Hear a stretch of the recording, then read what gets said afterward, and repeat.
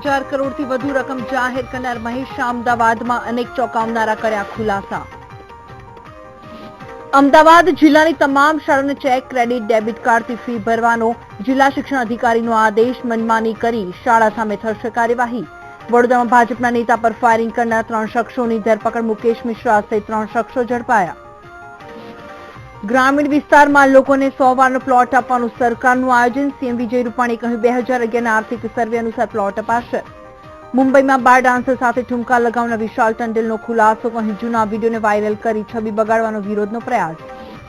દેશભરના તમામ toll tax પર વસૂલાયો ટેક્સ। ક્યાંક વાહન ચાલકોને પડી હાલાકી તો ક્યાંક સ્વીકારાય ક્રેડિટ ડેબિટ કાર્ડ।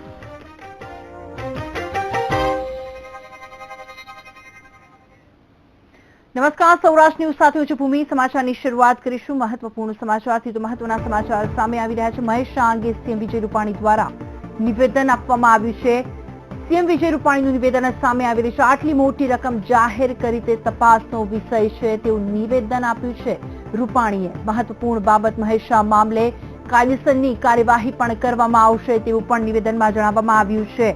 સીએમ રૂપાણીએ નિવેદન આપ્યું છે મહેશ શાહ અંગે, અને મહેશ શાહ અંગે સીએમ વિજય રૂપાણી દ્વારા નિવેદન આપવામાં આવ્યું છે અને કાયદેસરની તપાસ પણ શરૂ કરવામાં આવશે તેવું પણ તેમણે જણાવ્યું છે નિવેદનની અંદર।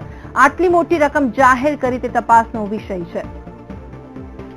મહેશ શાહ અંગે સીએમ વિજય રૂપાણી દ્વારા નિવેદન આપવામાં આવ્યું છે। મહત્વપૂર્ણ બાબત સામે આવી રહી છે। મહેશ શાહ મામલે કાર્યવાહી કરવામાં આવશે। મહેશ શાહ અંગે સીએમ વિજય રૂપાણી દ્વારા નિવેદન આપવામાં આવ્યું અને જણાવવામાં આવ્યું છે કે આ મામલે કાયદેસરની કાર્યવાહી કરવામાં આવશે। મહેશ શાહ સામે આટલી મોટી રકમ જાહેર કરી તે તપાસનો વિષય છે।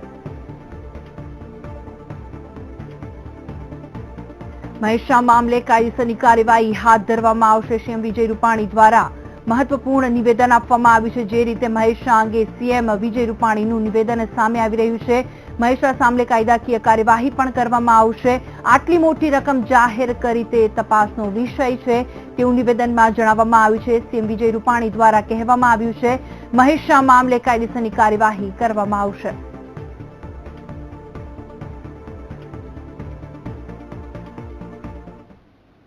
આગળ વાત કરીએ રાજકોટની, તો રાજકોટમાં વસંત માલવિયાના બોગસ વિલ મામલે આરોપીઓના લોકર ચેક કરવામાં આવશે।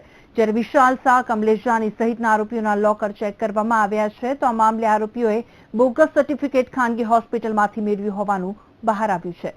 મૃતક વસંત માલવિયાનું બોગસ સર્ટિફિકેટ આરોપીઓને ખાનગી હોસ્પિટલમાંથી મેળવ્યું હતું।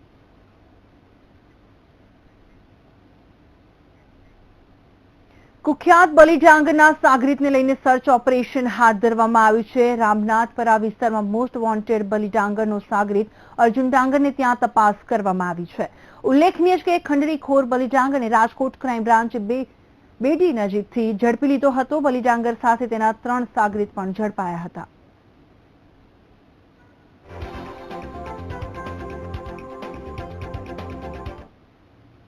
નવી નકોર 2000ની ચલણી નોટ ભલે લોકોને સરળતાથી ન મળતી હોય, પરંતુ લોક ડાયરામાં 2000ની નોટનો વરસાદ થઈ ગયો।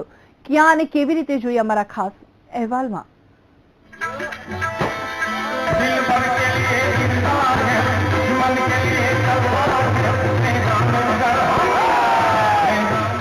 લોક ગાયક કીર્તિદાન ગઢવીનો કાર્યક્રમ હોય અને પૈસાનો વરસાદ ન થાય તેવું કેમ બને?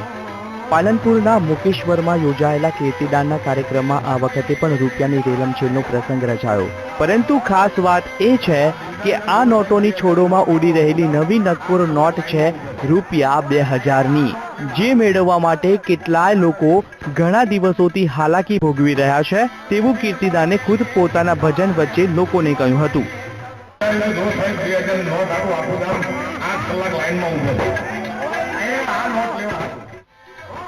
તો લોક ડાયરામાં કીર્તિદાનની ગાયકી પર લોકો એવા તો આફરીન થઈ ગયા હતા કે મહા મહેનતે મેળવેલી 2000 રૂપિયાની નોટો પળભરમાં ઉડાવી દીધી।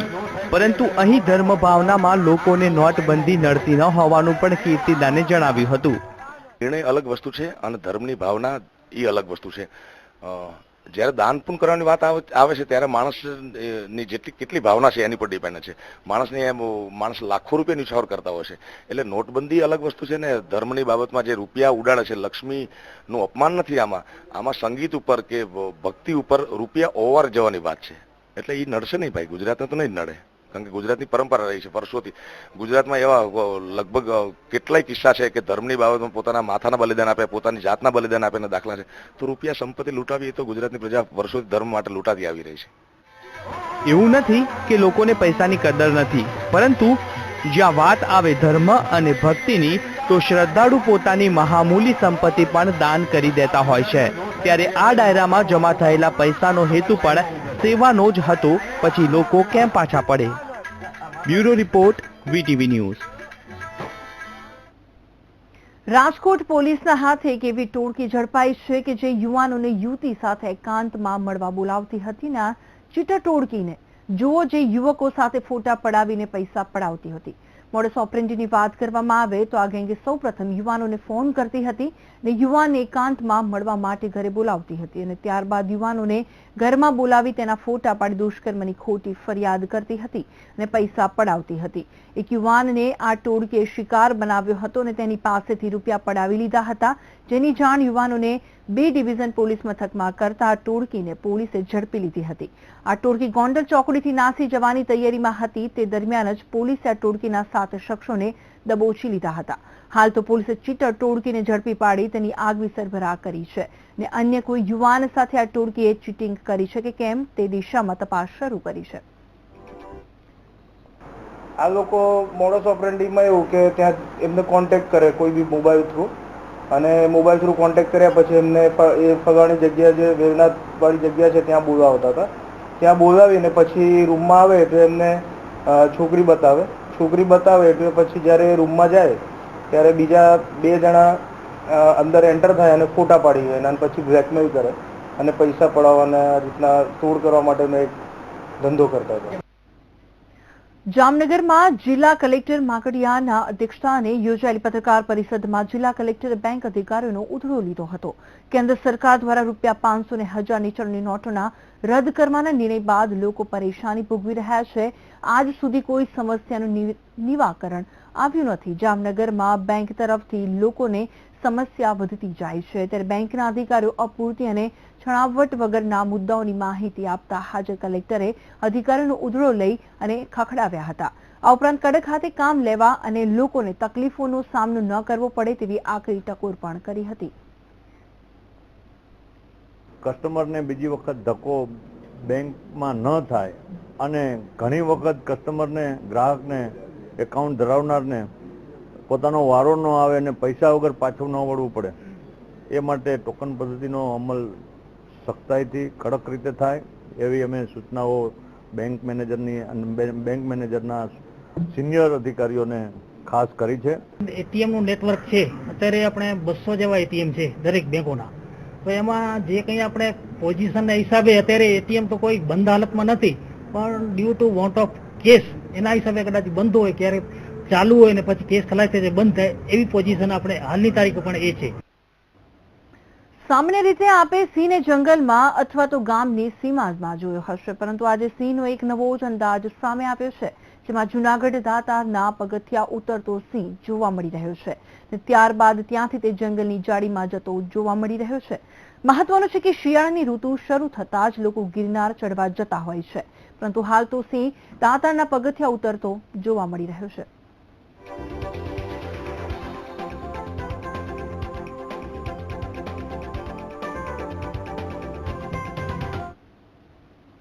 રાજ્યમાં અમરેલી પાસે સિંહ દર્શન માટે સફારી બનાવવાની દરખાસ્ત રાજ્ય સરકાર દ્વારા કરવામાં આવી છે. આ ઉપરાંત રાજ્યના 11 ઇકો સેન્સિટિવ ઝોનને વાસ્તવિક બનાવવા માટે પણ મુખ્યમંત્રી વિજય રૂપાણી લેખિત સ્વરૂપે રજૂઆત કરી છે. આ મુદ્દાને લઈને ગાંધીનગરમાં કેન્દ્રીય પર્યાવરણ મંત્રી અનિલ રામ માધવ દવે સાથે મુખ્યમંત્રીએ રાજ્યના ઉચ્ચ અધિકારીઓ સાથે બેઠક યોજી હતી. આ સિંહોના ત્રાસ મામલે વિજય રૂપાણીએ નિવેદન આપ્યું કે અભયારણ્યની પાસે આવેલા ગામની સમસ્યાનું જલ્દી જ નિવારણ લાવવામાં આવે.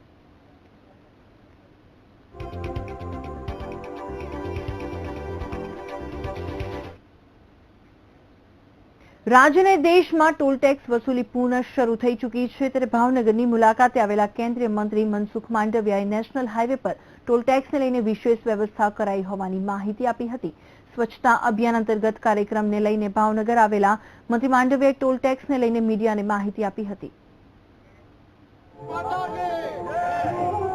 67 કુલ નેશનલ હાઈવે પર ટોલ પ્લાઝા છે, એમાંથી 352 ટોલ પ્લાઝા ઉપર સ્થળ પર જ ટેગને રિચાર્જ કરવાની વ્યવસ્થા કરવામાં આવી છે.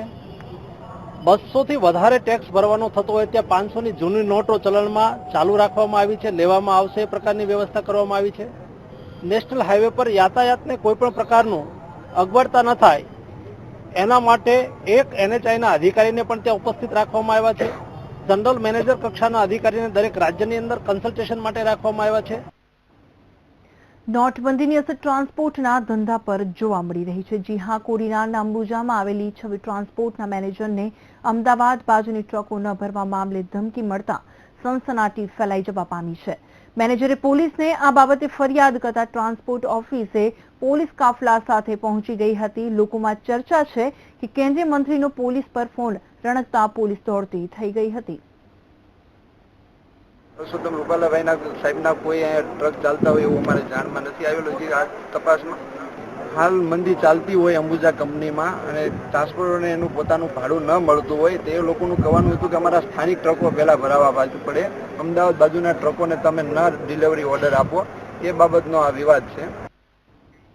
કચ્છને રાજધાની દિલ્હી સાથે સાંકળતી બરેલી ભુજ આલા હઝરત એક્સપ્રેસ ટ્રેનમાં ફેરફાર કરવામાં આવ્યો છે, જેને લઈને આજે 2 બરેલી એક્સપ્રેસ ભુજ આવશે અને ભુજથી પણ 2 ટ્રેન રવાના કરવામાં આવશે. જોકે રિઝર્વેશનમાં રેલવે તંત્રની ભૂલના કારણે લોકોએ ટિકિટ બુક કરાવી હોવાથી વધારાની ટ્રેન દોડાવી પડી રહી છે. पहले बरेली से चलकर भुज जाने वाली गाड़ी सोमवार, शुक्रवार, शनिवार वाया अहमदाबाद होकर के आती थी और दिन को 12 बजे आया करती थी. अब उसकी जगह रविवार, शुक्रवार, शनिवार को आएगी, जिसकी वजह से टाइमिंग को एडजस्ट करने के इसलिए 3/12 को व 4/12 को 2 ट्रेन चले जाएंगे. વાત કરીએ ભાવનગરની, તો ભાવનગરના શિહોરમાં GIDC1ના વેટ વિભાગના અધિકારીઓ દરોડા પાડ્યા હતા. આ દરોડામાં Gujarat food and private limited નામની એક કંપનીમાંથી 2.8 કરોડની વેટ ચોરી બહાર આવી છે અને 2 માલિકો વિરુદ્ધ પોલીસ ફરિયાદ પણ નોંધાવવામાં આવી છે.